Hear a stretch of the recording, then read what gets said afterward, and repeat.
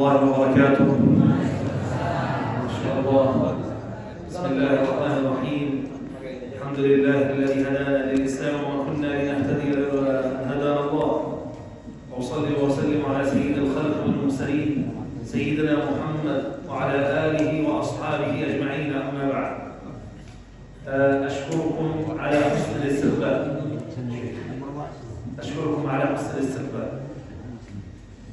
Bismillahirrahmanirrahim. Assalamualaikum warahmatullahi wabarakatuh. Alhamdulillahirabbil alamin. Nahmaduhu wa nasta'inuhu wa nastaghfiruh wa min shururi anfusina wa min sayyiati a'malina may yahdihillahu fala mudilla lahu wa may yudlilhu fala hadiya lahu. Asyhadu an la ilaha illallah wa asyhadu anna Muhammadar Rasulullah. Allahumma anfa'na bima 'allamtana wa 'allimna ma yanfa'una warzuqna 'uluman tanfa'una. Para jamaah sekalian yang dirahmati Allah Subhanahu wa taala, kami dari Lembaga Shadaqah yang bertepatan di Jakarta, yang membersamai kami sekarang adalah Syekh Ali Mahmud Asy-Syaikhi. Beliau lahir di Baitul yaitu di samping Baitul Maqdis atau Masjidil Aqsa. Umur beliau sekarang 37 tahun. Dan beliau di sini mengucapkan terima kasih banyak kepada para jamaah sekalian atas antusiasnya untuk kedatangan saudara kita dari Palestina untuk membela umat Islam yang ada di sana. أقول لكم كل عام وأنتم بألف خير وتقبل الله منا ومنكم بمناسبة كل شهر رمضان مبارك. وأنا سعيد جدا بأني أول مرة آتي إلى إندونيسيا ومنذ أن دخلت هذا البلد، وأنا سعيد جدا، فيه راحة رائعة وعجيبة جدا، سبحان الله. Dan di sini juga beliau mendoakan para jemaah sekalian untuk bisa bersama sholat di Baitul Maqdis nantinya, dan juga mendoakan seluruh jamaah untuk mendapatkan keberkahan di bulan Ramadan ini. Dan beliau sangat senang sekali datang ke Indonesia. Beliau berkali-kali mengucapkan Masya Allah, begitu indahnya Indonesia. نسأل الله تعالى كما جمعنا في هذا المسجد المبارك كما يجمعنا في المسجد الحرام في مكة والمسجد النبوي في المدينة المنورة أن يجمعنا جميعا والمسلمين في ساحات الأقصى المبارك وهو محرر من أيدي اليهود والغاصبين. Maka dengan para jamaah sekalian, berkumpulnya kita di sini, saya juga mendoakan semoga kita juga dapat berkumpul bersama di Masjidil Haram, di Masjid Nabawi, dan di Masjidil Aqsa. Amin. أيها الأخوة، الكلام كثير وهناك أولويات في حياة المسلم وحياة المسلمين.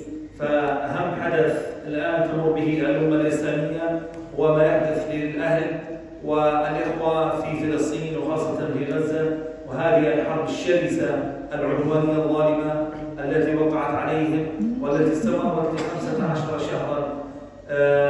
فلقد تعرض أهلنا في فلسطين وفي غزة إلى أبشع أنواع الظلم والاضطهاد والعنصرية والقتل والتشريد. فلا بد أن نتحدث قليلا عن هذا، لعل الله يعني ييسر لنا أن نساهم في إغاثتهم وفي تقديم العون لهم، يعني ولو بما نستطيع. Di sini saya akan menjelaskan bagaimana keteguhan atau kemantapan akidah orang-orang Palestina atau khususnya yang ada di Gaza, bahwa pada saat ini perlu jamaah sekalian tahu di Palestina atau khususnya di Gaza, dalam masa peperangan, dalam masa semenjak 470 hari kemarin, mereka mengalami yaitu yang namanya penindasan dan pengepungan dan pengisolasian. Nah, di sini adalah salah satu akan menjabarkan, saya akan menjelaskan sedikit mengapa mereka tetap bisa meneguhkan hati mereka untuk keimanan, untuk membela tanah suci mereka yang ada di Palestina. السبب الوحيد لظلم واضطهاد أهلنا في غزة وفي فلسطين هو مطالبتهم بحقوقهم ومحاولة السعودية دون هذا الاحتلال المجرم. Di sini salah satu sebab keteguhan hati mereka dengan apa yang mereka rasakan, peperangan atau pembunuhan terhadap anak mereka, terhadap orang tua mereka. Salah satu sebabnya adalah tidak ada satu orang pun di Palestina atau khususnya di Gaza yang tidak bisa membaca Al-Quran dan tidak mempelajari Al-Quran. Jadi untuk seluruh bangsa Palestina khususnya di Gaza, jadi tidak ada satu orang pun yang tidak ada yang menghafal Al-Quran. Jadi bisa dipastikan setiap rumah di Gaza atau di Palestina setidaknya minimal ada satu yang hafal Al-Quran 30 juz. وهذا المحتل المجرم اليهودي الغاصب جاثم وموجود في أرض فلسطين ويضطهد هذا الشعب منذ ما لا يقل عن 75 عاما. Dan inilah salah satu alasan mengapa mereka mempunyai akidah yang sangat kuat, karena mereka telah menanamkan atau telah mempelajari Al-Quran dari mereka sejak dini yang menimbulkan atau berdampak kepada keteguhan hati mereka untuk terus berjuang atau berjihad di jalan Allah. لضيق الوقت لابد أن نتكلم قليلا عن لماذا غزة؟ لماذا هذه الحروب ضد غزة؟ لأنهم حافظة القرآن الكريم، لأن سلاحهم الوحيد هو القرآن الكريم. غزة نموذج للأمة الإسلامية في التضحية والفداء والتمسك بهذا الدين.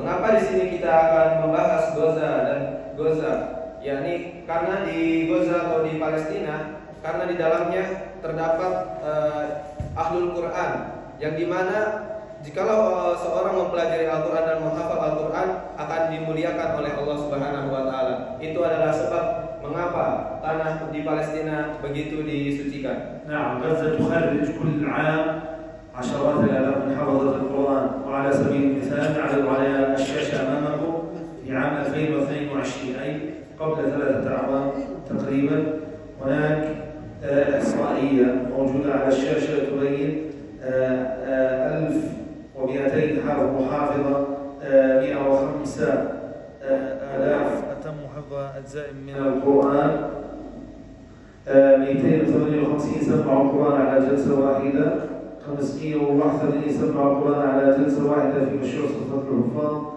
و2000 ثبتوا القرآن الكريم وفق مستويات عدة، تقريبا 89,000 تخرجوا من دورات التلاوة والتجويد، 61,000 تخرجوا من دورات التفسير، 150,000 تخرجوا من دورات رسالة السنة، 2300 حفظوا حديث السنة الشريفة، 277 أجيزوا بالسند المتصل إلى النبي صلى الله عليه وسلم، 30,000 تخرجوا من دورات الحكمية الإلكترونية العالمية، حتى سبحان الله السجون الذين يسجنون في غزة على خلفيات جنائية كالقتل والسرقة وغيرها، يوجد هناك من يرعاهم ويحفظهم القرآن، فتقريبا لا يقل عن 6,000 نزلاء السجون المستفيدين من برامج الدار المختلفة. طبعا هذه الأعداد الهائلة بالنسبة لعدد سكان غزة تقوم على رعاية الدار القرآن الكريم والسنة. Di sini adalah data di mana di Gaza atau di Palestina ada yang namanya halaqah yang bernama Darul Karim Wasunnah, yang dimana halaqah itu melahirkan setiap tahunnya di Gaza, setiap tahunnya melahirkan kurang lebih 1.197 yang telah menghafal Al-Quran 30 juz setiap tahunnya. Dan ini Darul Quran ini ada di setiap masjid di Gaza, yang jumlah masjid di Gaza saja 1.200, dan di setiap masjidnya mereka mempunyai halaqah. Jadi tidak ada masjid di Gaza yang sepi. Mereka murojaah Al-Quran dari pagi, siang, dan sore, dari kalangan remaja atau anak-anak, dan melahirkan tadi sebanyak 1.100 kurang lebih 30 juz yang menghafal Al-Quran setiap tahunnya. حتى أثناء الحرب الأخيرة وهي حرب تاريخية، أنا أقول هذه الحرب لم موقفنا في التاريخ الإسلامي. صراحة هذه الحرب عنيفة جدا ولها يعني أسباب ولذلك أسباب، يعني هذه الحرب لم يمر مثل هذا التاريخ الإسلامي.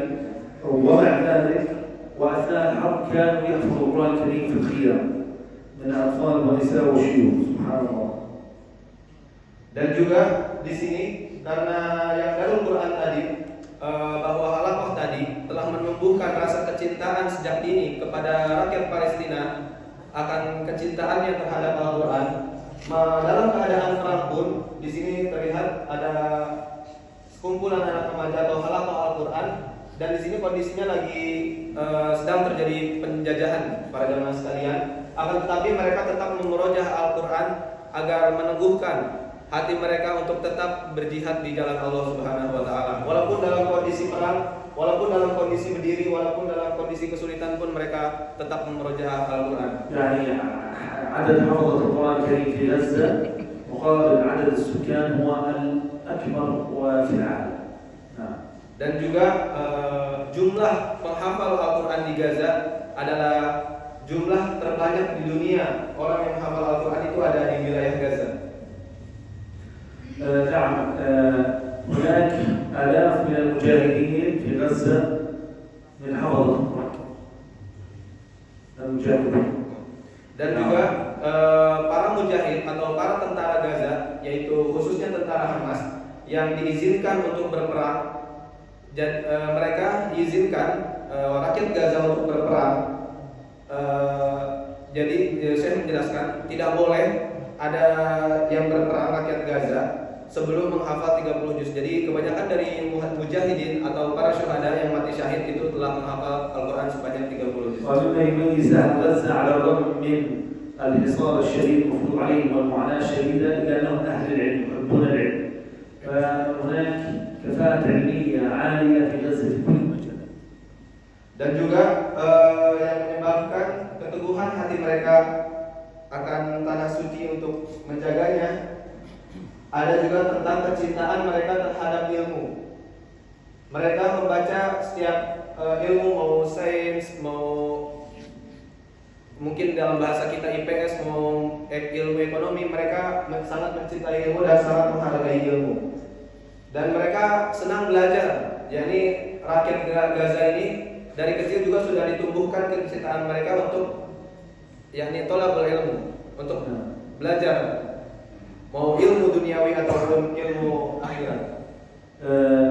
أيضا أهل غزة الآن جهاد ومقاومة على الرغم من كل ما يتعرض لهم إلا أنهم عندهم حب للوطن وحب للمقدسات وحب للأقصى. أهل غزة دائما نقول نحن نقاتل في سبيل الله من أجل تحرير المسجد الأقصى المبارك. فهم يعني يلوموا على الأمة 2 مليار في الدفاع عن القدس والمقدسات والدفاع عن المسجد الأقصى المبارك. فالمسجد الأقصى المبارك هو عقيدة في ديننا الحنيف وهو آية في القرآن الكريم، لذلك يجاهدوا من أجل المسجد الأقصى المبارك. Para jemaah sekalian, karena kecintaan mereka, karena kefahaman mereka dalam apa yang mereka hafal di dalam Al-Quran, itu menyebabkan keteguhan hati mereka, menyebabkan akidah mereka.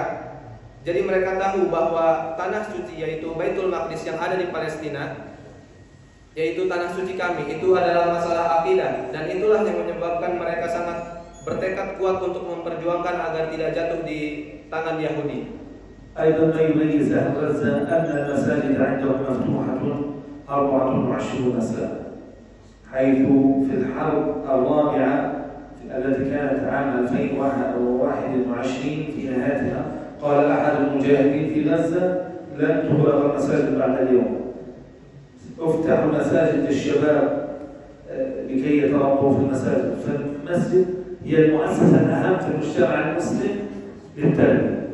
فأهل غزة تربوا في المساجد، وعلى الرغم من أن هذه الحرب دمرت كل المساجد إلا أنهم يقيمون حلقات القرآن فوق أنقاض هذه المساجد لكي يمضوا قدما في إصلاح المجتمع والنهوض به دينيا وأخلاقيا، لكي يربوا أجيالا قادرة على تحرير المسجد الأقصى المبارك بفضله سبحانه وتعالى. Dan juga para jemaah sekalian, di Gaza saja yang jumlahnya hanya 2 juta penduduk, khususnya di Gaza saja ada 1.200 masjid yang dimana masjid di Gaza itu sebagai tempat inti perkumpulan. Jadi di mana ada majelis ilmu atau halaqah Al-Qur'an, mereka berkumpulnya selalu di masjid. Dan dapat kita ketahui bahwa 1.200 masjid di Gaza ini sangat aktif dan tidak pernah sepi. Setiap harinya pasti ada majelis ilmu atau majelis Al-Qur'an yang sedang belajar di dalamnya anak-anak dari Gaza. وما يميز المجتمع الغزاوي أن قادة هذا المجتمع هم مجاهدون مثل الشيخ أحمد حزب وإسماعيل هني ومحمد الضيف ويحيى السنوار وصالح العبوري وغيرهم استشهدوا كغيرهم من الشعب. فهؤلاء ليس في قادة العالم في يعني الفنادق والقصور والى اخره والسيارات المرفهه والحياه المرفهه كثيرا، انما هم مجاهدون. وعلى سبيل المثال الشيخ اسماعيل هنيه الذي استشهد في هذه الحرب وقدم ابنائه واحفاده وذهب من اسرته وعائلته لا يقل عن 40 شهيدا. وام محمد فرهاد الموجوده على الشاشه هذه لكم ايضا قدمت 4 من ابنائها. وهناك الكثير القائمه تقول هؤلاء أهل جهاد ومقاومة بفضل الله عز وجل. هؤلاء القادة هم يتقدموا الصفوف في الجهاد بفضل الله. Dan juga salah satu faktor yang menyebabkan keteguhan hati mereka, yaitu contohnya para syekh di sana, para guru di sana telah mencontohkan bagaimana para muslim sejati. Seperti contohnya di sini ada gambar-gambar para syekh di sana. Di sini namanya Ismail Hania.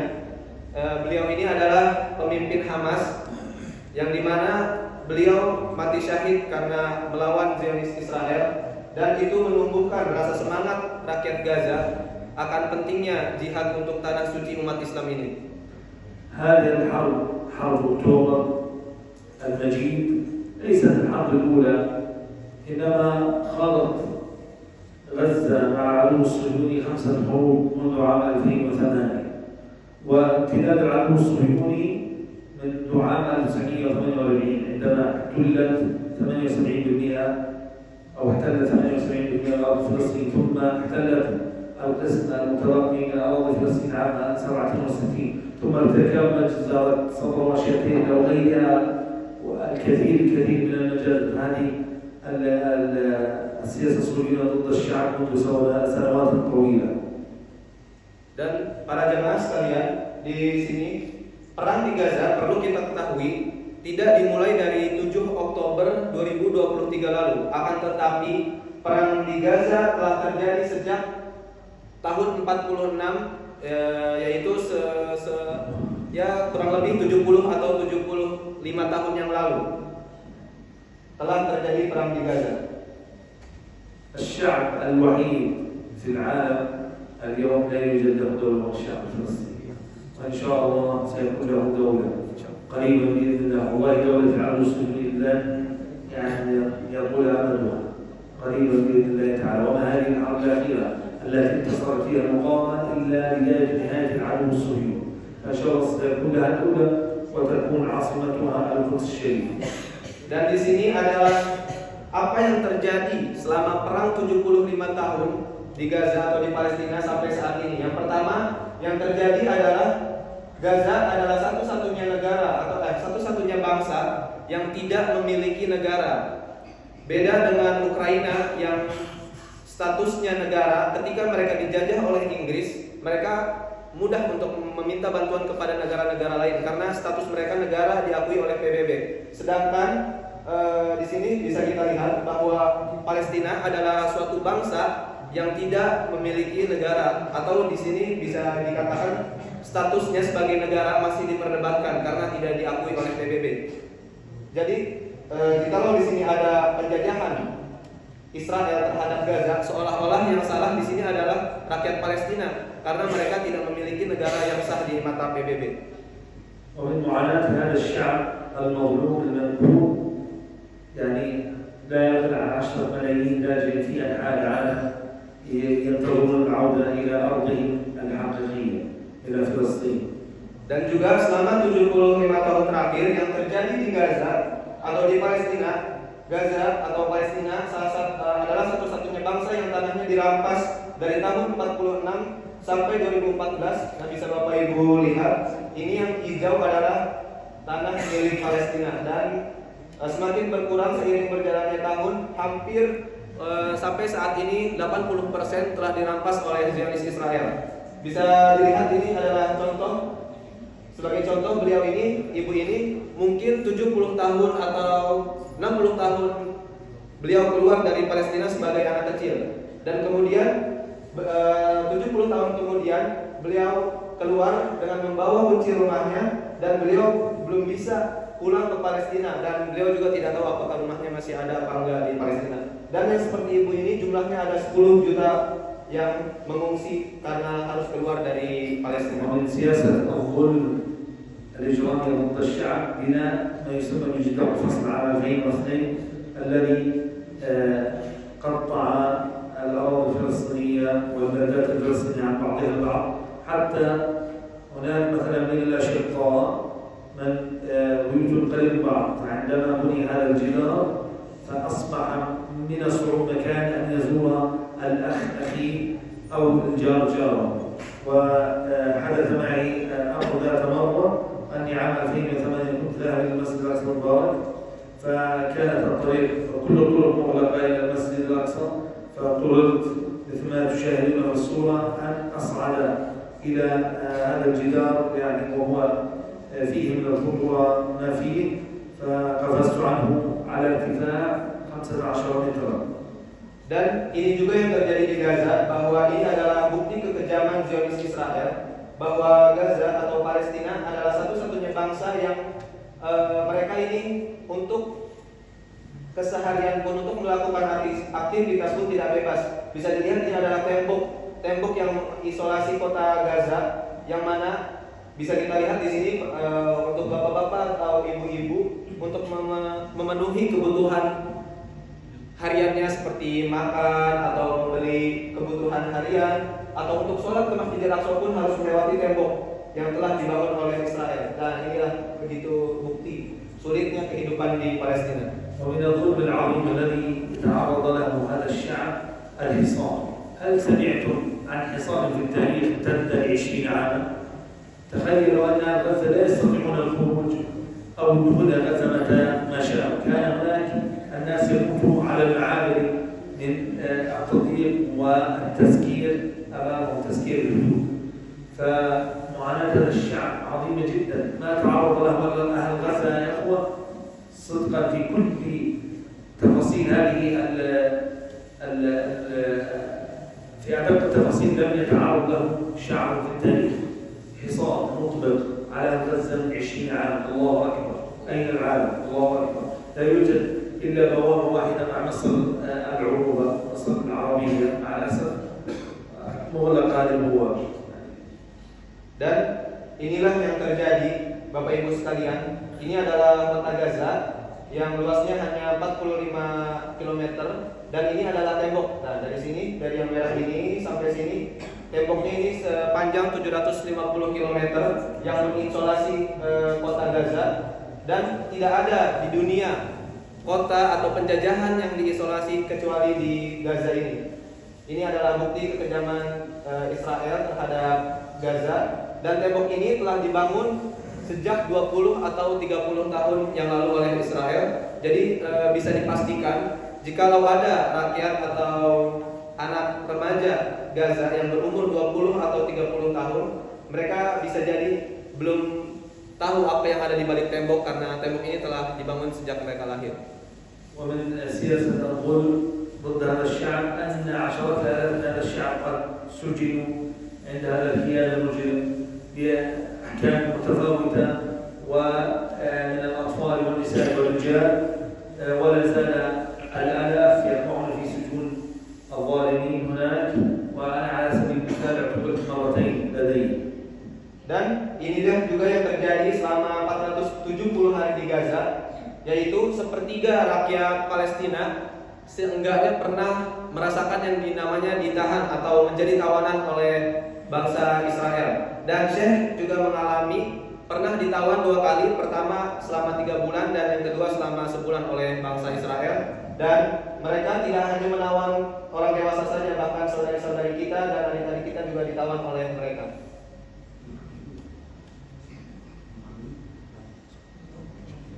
أيضا هناك المسجد الأقصى المبارك أولى قبلتين وثالث الحرمين الشريفين، يعني قبلة المسلمين الأولى، وهو من أهم أو من أفضل المساجد على وجه الأرض بعد المسجد الحرام والمسجد النبوي. يتعرض لسياسة الظلم والتخريب والحفر تحته لإقامة ما يسمى بهيكل سليمان عند اليهود، وسياسة اليهود الصهاينة المعتدين ضد المسجد الأقصى سياسة عظيمة في الظلم، وعظيمة في التخريب، وعظيمة في منع الناس من التوجه للصلاة فيه. يعني الآن نعيش في شهر رمضان المبارك، لا يسمح إلا لفئات قليلة من المجتمع الفلسطيني أو الشعب الفلسطيني للصلاة فيه، فطرق المودة إليه مغلقة بشكل كامل. Dan inilah bisa Bapak Ibu lihat sekalian, ini adalah Baitul Maqdis yang luasnya 14,4 hektar, yang dimana ini telah dikuasai oleh Zionis Israel, yang mana ini adalah tanah yang paling suci yang ada di dunia. Dan bisa Bapak Ibu lihat, ini yang kuning adalah Qubratus Sokhra, tempat Rasulullah Mi'raj, dan ini yang hitam ini yang kubah hitam, ini adalah ikon tempat Rasulullah jadi imam para nabi waktu Isra Mi'raj. Di gambar sebelumnya, nah di sini namanya Masjid Al-Qibli, dan ini disebutnya Qubratus Sokhra. Dan ini yang segini ini kotak sama seluas 14,14 hektar. Ini namanya Masjidil Aqsa atau Baitul Maqdis. Dan siasat Yahudi terhadap Baitul Maqdis ini telah jatuh. Baitul Maqdis ini sekarang telah dikuasai oleh Yahudi. Dan siasat mereka di sini di dalam Qubratus Sokhra yang tadi yang masjid yang kubah kuning itu, di dalamnya Bapak Ibu sekalian ada tempat di mana ini batu terakhir Rasulullah nginjek sebelum beliau Mi'raj ke Sidratul Muntaha untuk perintah sholat pada waktu itu. Dan ini para Yahudi mensiasati untuk membangun kuil peribadatan mereka. Jadi itu akan dihancurkan oleh mereka, siasat mereka seperti itu Bapak Ibu sekalian, dan akan dijadikan seperti ini kuil ratapan untuk mereka beribadah bangsa Yahudi.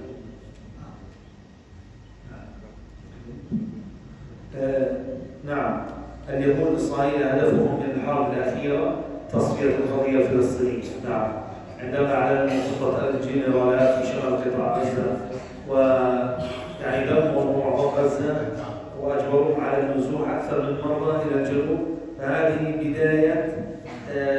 كانت بداية تصفية القضية الفلسطينية وإقامة الكيان الصهيوني المزعوم وما يسمى بدولة إسرائيل الكبرى الممتدة من النيل في مصر إلى الفرات في العراق، وتصل لا زال إلى السعودية وتأخذ مناطق بلاد الشام كاملة. فأفشلت هذه الخطة بفضل الله عز وجل، ثم ثبات المجاهدين المقاومين أبطال غزة بفضل الله عز وجل. نعم، أمام ذلك كله لم يبقى للشعب إلا المقاومة ضد هذا الكيان الصهيوني. نعم، السؤال ماذا قدمنا لأهل فلسطين ولأهل غزة ومن واجب علينا؟ أقول إن أهل فلسطين يدافعون عن المسجد الأقصى المبارك، وهو ملك لجميع المسلمين، وهو ليس ملك للشعب الفلسطيني ولا للعرب، إنما هو لكل مسلم. فهذا عقيدة عندنا المسلمين، وهو آية في كتاب الله عز وجل. فنقدم لصمود هذا الشعب ولو بالقليل، كل بما يستطيع. الدعاء، أقل شيء الدعاء يجب علينا أن ندعو، هذا أقل القليل. ومن يستطيع يقدم المال فليقدم، ومن يستطيع أن يقدم الطعام والشراب واللباس وإلى غير ذلك فليقدم. المهم أن نبرد همتنا أمام الله عز وجل عندما نسأل ماذا قدمنا لأهل غزة وماذا قدمنا لأهل فلسطين، فنجيب فجودوا بما تملكون وبما تستطيعون في سبيل نصرة هذا الشعب المظلوم منكم. نسأل الله تعالى أن يحفظكم وأن يحفظ أندونيسيا، هذا الشعب البلد المسلم، أكبر بلد في العالم، أكبر بلد مسلم ما شاء الله. نسأل أن يحفظ هذا البلد وسائر بلاد المسلمين، وأن يجمع شملنا جميعا في المسجد الأقصى المبارك قريبا بإذن الله، وأن لا يأتي رمضان القادم إلا ونحن نصلي في المسجد الأقصى المبارك بإذنه سبحانه وتعالى. بارك الله فيكم وجزاكم الله خيرا والسلام عليكم ورحمة الله وبركاته. Dan ini adalah yang terjadi terakhir setelah semua yang tadi saya jabarkan. Pada akhirnya di sini adalah Perdana Menteri Israel yang mengumumkan bahwa berdirinya tanah Israel di atas Palestina di hadapan negara-negara PBB. Dan ketika ia mengumumkan dan Hamas tahu akan hal ini, dan Hamas pun membuat keputusan karena diumumkannya berdirinya Israel di atas tanah Palestina, tidak ada pilihan lain. Selama 75 tahun mereka menunggu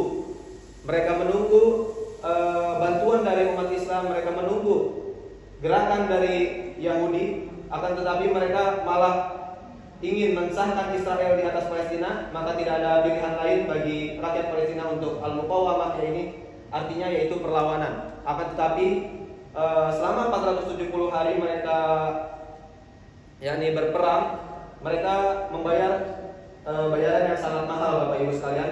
Walaupun di sini bisa kita lihat Israel ini di belakangnya dibantu oleh kekuatan seluruh dunia, dan di sini Palestina berjuang sendirian. Ini bisa Bapak Ibu lihat sekalian, ini adalah bukti pengorbanan mereka atas tanah suci umat Islam yang jumlahnya kurang lebih 45.000 atau 50.000 jiwa. Selama hanya 460 atau 470 hari mereka syahid 50.000 jiwa orang Gaza. Ini adalah harga yang sangat mahal sekali, dan inilah yang terjadi selama 470 hari kemarin saat peperangan. Kita akan melihat video cuplikannya yang diambil langsung dari reporter kita di Gaza.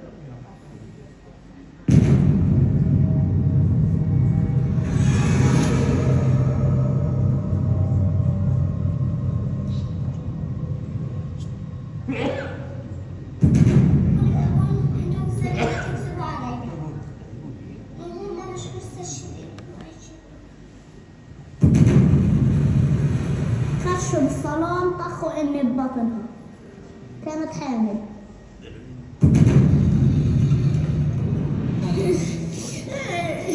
أنا كنت راح أشتري، أنا أول سبر السرف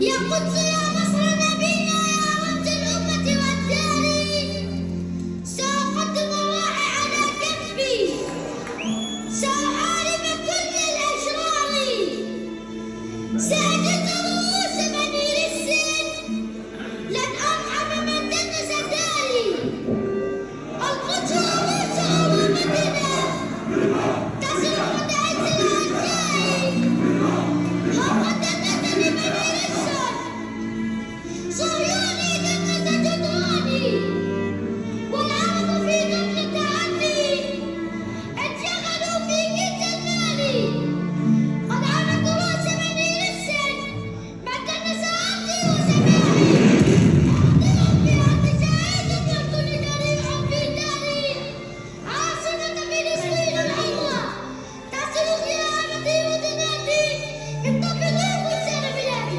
انتفضوا فرسانتي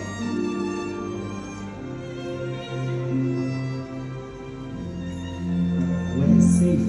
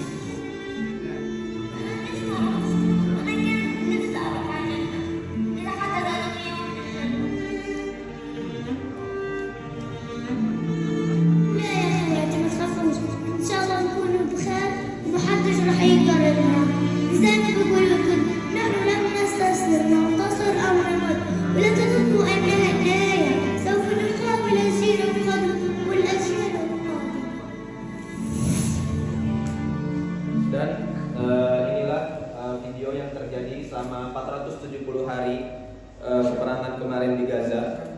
Bisa kita lihat selama 470 hari para jamaah sekalian, rakyat Gaza berjuang sendirian. Selama 470 hari rakyat Gaza sekarang sendirian, dan selama 470 hari anak-anak di Gaza meminta pertolongan kepada seluruh dunia, yang mana bisa kita lihat kekejaman Zionis Israel setiap detik di handphone kita masing-masing. Akan tetapi apa yang kita lakukan terhadap saudara kita di sana? Mungkin dari sini saya akan mengajak para jamaah sekalian untuk bersama-sama memiliki Baitul Maqdis, memiliki tanah Palestina. Maka saya akan mengajak dari masjid ini, dari jamaah yang ada di sini, saya mengajak untuk kita sama-sama memiliki Palestina. Saya mengajak untuk Bapak Ibu untuk berkenan angkat tangannya seperti ini. Jika saya mengatakan Palestina milik siapa, maka kita sama-sama menjawab saya. Bismillah. Saudara-saudara sekalian, Palestina milik siapa? Saya. Al-Quds milik siapa? Saya. Baitul Maqdis milik siapa? Saya. Takbir. Allahu Akbar. Insyaallah Bapak Ibu sekalian, sebagaimana pada Ramadan ini dan Syekh juga tadi mengatakan memberi ucapan terima kasih sebanyak-banyaknya kepada bangsa Indonesia yang telah mau berkontribusi maupun dari sebagian harta ataupun doa. Akan tetapi Syekh ini mengajak bahwa Palestina ini bukan tanah Palestina ini bukan milik Palestina doang. Jadi tanah Gaza atau tanah Baitul Maqdis ini milik umat Islam bersama. Itu yang Syekh tekankan di sini. Ini adalah punya umat Islam dan bukan punya rakyat Palestina saja. Dan kami dari Lembaga Saudara membuka yaitu penyaluran dana atau kontribusi untuk saudara-saudara kita umat Islam yang ada di sana melalui sunduk yang akan dikirimkan oleh tim kami, ataupun jikalau Bapak Ibu sekalian ada yang ingin berkomitmen atau